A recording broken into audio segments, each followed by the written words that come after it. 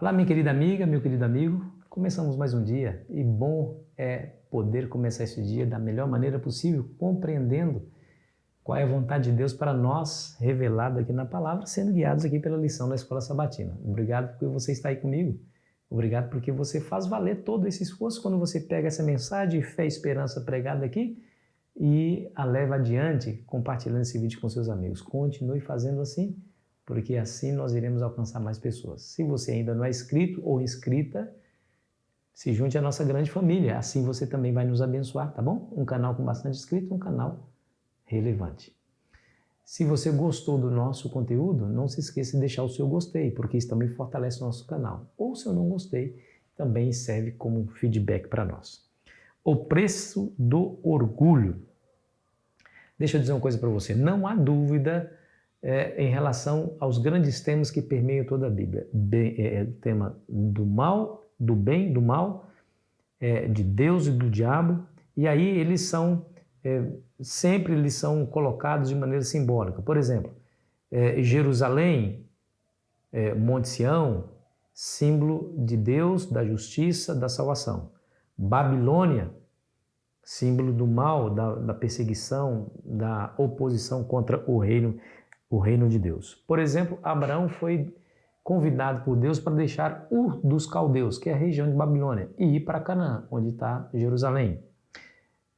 No tempo do exílio, o povo estava em Babilônia, foi tirado de Babilônia para voltar a Jerusalém.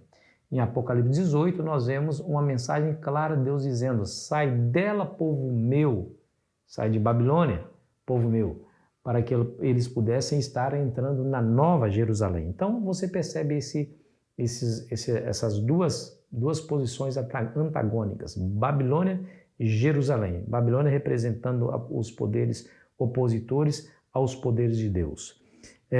E aí você vai entender mais uma profecia apocalíptica, do capítulo 14 de Isaías, que vai retratar o rei de Babilônia, mas depois sai do plano terrestre e vai ao plano celestial, demonstrando a queda de Lúcifer. Vamos ver a partir do versículo 12 do capítulo 14 de Isaías. Como caíste do céu, ó estrela da manhã, filho da alva, como foste lançado por terra, tu que debilitavas as nações, tu que dizias no teu coração: eu subirei ao céu, acima das estrelas de Deus exaltarei o meu trono, e no monte da congregação me assentarei nas extremidades do norte. Subirei acima das mais altas nuvens e serei semelhante ao Altíssimo.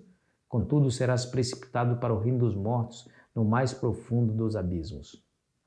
Essas palavras foram dirigidas, claro, ao rei de Babilônia. Quando você analisa, por exemplo, a vida de Nabucodonosor, esse homem foi de um orgulho tremendo.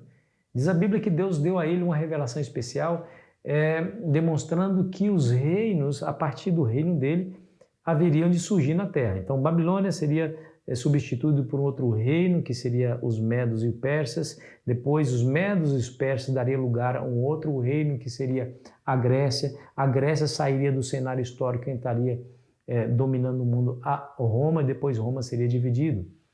Deus mostrou isso a ele através de uma visão, onde ele viu uma estátua cuja cabeça de ouro, o peito e os braços eram de prata, o ventre era de bronze e as pernas eram de ferro.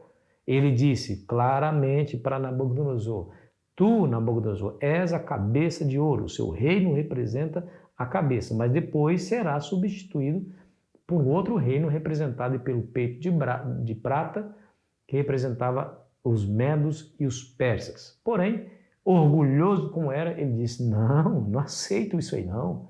Eu não aceito. Babilônia vai durar para sempre. Então ele, lá no capítulo 3 de Daniel, no campo de Dura, levanta uma estátua de 60 côvados de altura e 6 de largura, totalmente, da cabeça aos pés, de ouro. Como se dissesse, a estátua inteira é Babilônia. Nunca perderá o seu lugar de rainha das nações. Ah, meu amigo, minha amiga.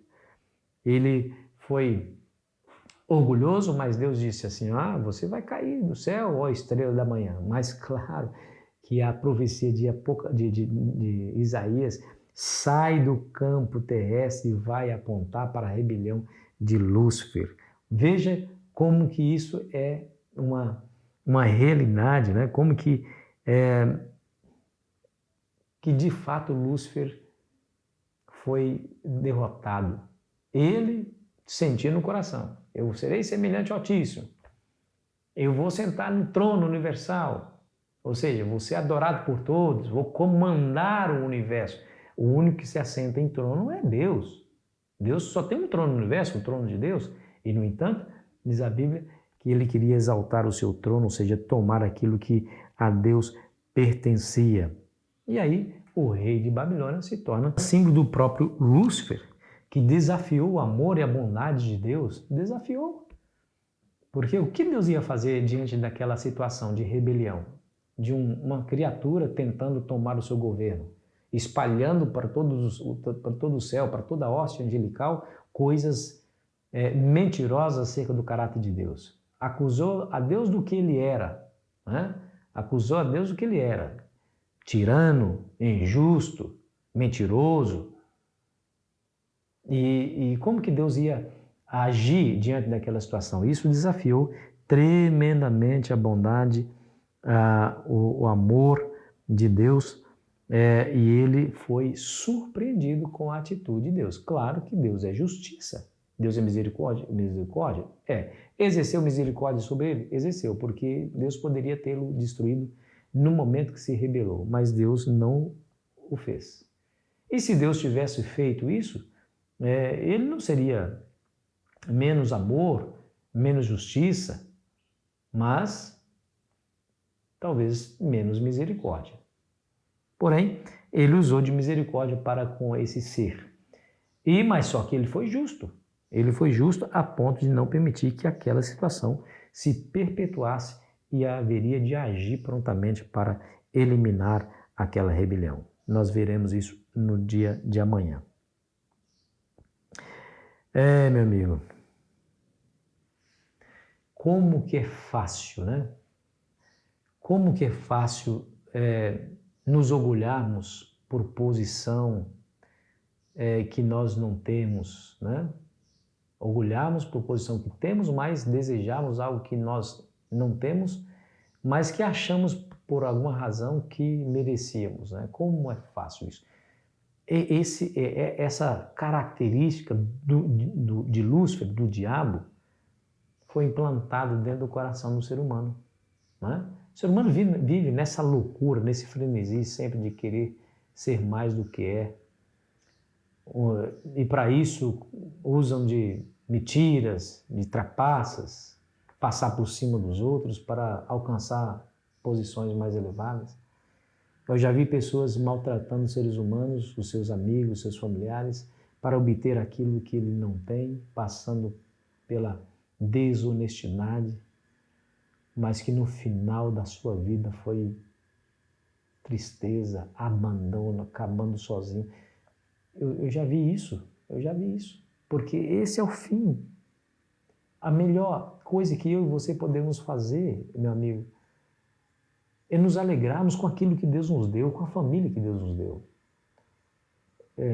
Isso não impede de você sonhar, de você trabalhar para obter objetos, bens materiais, não estou dizendo isso, mas eu estou dizendo que você nunca poderá fazer isso com o sacrifício das pessoas que você ama, dos amigos, de valorizar o ser humano que está do seu lado, de dar honestidade, sacrificar a honestidade, sacrificar a sua religião, a sua fé.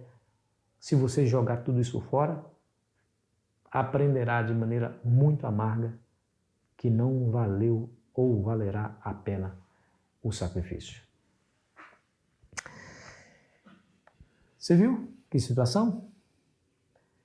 Um ser perfeito, num ambiente perfeito, desejando ser mais do que era, caiu violentamente. Agora, o que pensar de seres humanos, pecadores, num ambiente imperfeito, rodeado de maldade, de violência e desejando a mesma coisa? Como que isso pode dar certo? Que segurança que nós teremos que haveremos de obter felicidade enquanto a ruína, a tristeza e a destruição é o resultado certo dessa situação? O pecado nos cega, percebeu? Ele nos cega, ele tira a nossa razão e agimos como animais, somente pelo instinto. Deus te deu liberdade para você fazer o que quiser, mas Ele cobra de nós. Ele vai cobrar de nós. Aí os resultados das nossas ações. A Bíblia fala assim, eis que cedo virei, e comigo está o galardão para dar a cada um segundo as suas obras. Amigo e amiga, olhe para Jesus, só para Jesus. Deixa Ele conduzir a sua vida. Coloque-se de joelhos, seja submisso a Deus, aceitando a sua soberania. A Bíblia fala assim, humilhai-vos perante a poderosa mão de Deus, para que no tempo certo Ele vos exalte. Jesus diz, aprendei de mim que sou manso e humilde de coração. Olha para Jesus. Olha o que Jesus fez. Ele sendo Deus, sentado no trono universal, adorado por todas as criaturas, veio a esse mundo e nasceu numa estrebaria. Olha que humildade. Nasceu no seio de uma família pobre, viveu uma vida de simplicidade, laborial, trabalhava com seu pai na carpintaria. Um dia ele disse, o filho do homem não tem nem onde repousar a sua cabeça. Não serve para nós como exemplo? Olha, criatura quer ser Deus, somente Deus quis ser criatura. Se tornou ser humano. O homem quer ser Deus, porém somente Deus quis ser homem e se tornou de fato. Não somente quis, mas realizou esse intento. Se tornou um ser humano, indefeso na sua humanidade, para morrer em nosso lugar. Aprenda com Ele hoje e viva de maneira que agrade o seu Criador. É o meu sincero desejo para você. Vamos orar? Querido Pai, nos ajude, Senhor, a viver dessa maneira, porque é somente assim haveremos de ter segurança e felicidade nessa terra. Sustenta-nos e nos dê sabedoria para tomar as melhores decisões hoje, no dia de hoje, em nome de Jesus. Amém. Foi muito bom estar com você, querido amigo, querida amiga. Amanhã continuaremos aqui a nossa jornada. A disseminação da descrença é o próximo estudo e eu espero você ansiosamente. Aproveite bem o seu dia.